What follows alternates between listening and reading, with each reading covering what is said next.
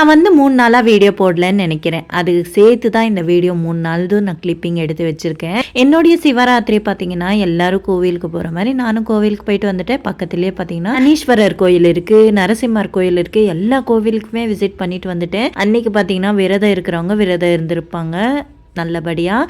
ஆனால் நான்லாம் இந்த வருஷம் விரதம் எதுவும் இல்லை, எல்லாம் சம் பர்சனல் இஷ்யூஸ், ஹெல்த் இஷ்யூஸ்னால தான். அப்புறமா எங்களுக்கு வந்து இந்த கோவில் பழக்கன்றதுனால கர்ப்பகுடி வரைக்கும் நம்மளுக்கு வீடியோ எடுக்க விட்டாங்க. அழகாக இருந்தது. ஹஸ்பண்ட் ஊருக்கு போயிட்டாரு, பசங்களை பார்த்துக்கிறது, வீட்டை பார்த்துக்கிறது, ஆஃபீஸ் பார்த்துக்கிறது, இதுவே ஓடிடுச்சு. அன்றைக்கி வீடியோ எடுக்கல. அப்புறமா நெக்ஸ்ட் டே எக்ஸாம் இருந்தது. நைட்டெல்லாம் உட்காந்து படித்து மாங்குன்னு ஒரு பல்பு வாங்கிட்டேன். என்னன்னா எக்ஸாம் டேட் பார்த்தீங்கன்னா நெக்ஸ்ட் மந்த் இருக்கிறது. நானுமே ஹால் டிக்கெட் பார்த்துக்கல, ஹஸ்பண்டும் ஹால் டிக்கெட் டேட் பார்க்கல, என் கூட வந்த பையனும் ஹால் டிக்கெட் டேட் பார்க்கல.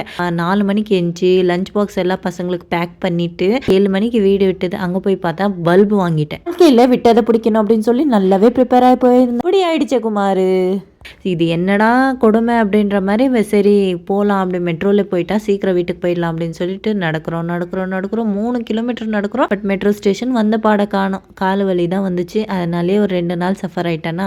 அப்புறமா நெக்ஸ்ட் டே மார்னிங் என்ன பண்ணேன்னா இந்த பெங்களூர் ஸ்டைலில் மசால் தோசைக்கு உருளைக்கிழங்கு மசால் செய்வாங்க. அதுதான் இன்றைக்கி ப்ரிப்பேர் பண்ணி ட்ரை பண்ணி பாருங்கள், சூப்பராக இருக்கும். முதல்ல உருளைக்கிழங்கு வேக வச்சுட்டு கொஞ்சமாக எண்ணெய் தாளிப்பெல்லாம் சேர்த்துட்டு பட்டாணி சேர்த்துருக்கேன், வெங்காயம், பச்சை மிளகாய், தக்காளி இதெல்லாமே சேர்த்துட்டு வேக வச்ச உருளைக்கிழங்கையும் சேர்த்து நல்லா மசிச்சு. இதுக்கு ஆனியன் எப்படி கட் பண்ணணும்னா நீல வாக்கில் தான் கட் பண்ணணும், அப்போ தான் டேஸ்ட்டாக இருக்கும். பார்த்தீங்கனாலே தெரியும், கொஞ்சம் ஆயில் கம்மியாக தான் போட்டிருக்கேன். தீஞ்ச மாதிரி இருக்குது, பட் தீயில வீட்டில் அரைச்ச தனியாத்தூள், கொத்தமல்லி தூள், உப்பு இதெல்லாமே சேர்த்துட்டு இது வந்து போண்டா சுட போட அதனால ஒரு கப்பில் தண்ணியாக எடுத்து வச்சுட்டேன். அப்புறமா தண்ணி சேர்த்துக்கிட்டு இப்போ பார்த்தீங்கன்னா நல்லா மிக்ஸ் பண்ணி எடுத்துக்கலாம். நிறைய பேர் அப்சர்வ் பண்ணியிருந்தீங்க தெரியும், தீஞ்ச மாதிரி இருந்தது. ஆனால் தீயில இது வந்து சூப்பரான பேனு, லோக்கல் ஷாப்பில் தான் வாங்கினேன். ஆனால் ட்ரைப்ளை தான் சூப்பராக இருக்குது. கலர்ஃபுல்லான உருளைக்கிழங்கு ரெடி ஆகிடுச்சு. அப்புறமா இந்த பூரி சுடுறதுல நிறைய பேருக்கு கன்ஃபியூஷன் இருக்குது. நம்ம வீட்டிலே அரைச்ச கோதுமை மாவு, இதில் வந்து 15+ இன்க்ரீடியன்ஸ் வச்சு அரைச்சிருக்கோம். அதுக்கெல்லாம் பூரி சுட வராதோ அதில் லிஸ்ட்டில் எண்ணெயும் ஒருத்தர் சேர்த்துக்காங்க. ஏன்னா பூரி சுடுனா அப்பளத்தை சுட்டு வச்சுருப்பேன், அதை திங்கவும் முடியாது, சட்டவும் முடியாது, அப்படி தான் இருக்கும். ஜோதிகா மேம் சொல்கிற மாதிரி நான் சுட்டா பூரி உப்புன்னா வரும், அந்த மாதிரி கற்றுக்கிட்டேன். ஏன்னா பூரியோட திக்னஸ் பார்த்தீங்கன்னா கொஞ்சம் மந்தமாக தான் இருக்கணும். எண்ணெயை பார்த்தீங்கன்னா நல்லா ஹை ஃப்ளேமில் காய வச்சுட்டு அப்புறம் லோ ஃப்ளேமுக்கு எடுத்துகிட்டு வந்துட்டு அப்புறமா பூரி போட்டிங்கன்னா நல்லா உப்புன்னு தான் வரும். எப்படி இருக்குது என்னுடைய பூரி? சூப்பராக இருக்குல்ல? ஃபாலோ பண்ணாதவங்க ஃபாலோ பண்ணிவிட்டு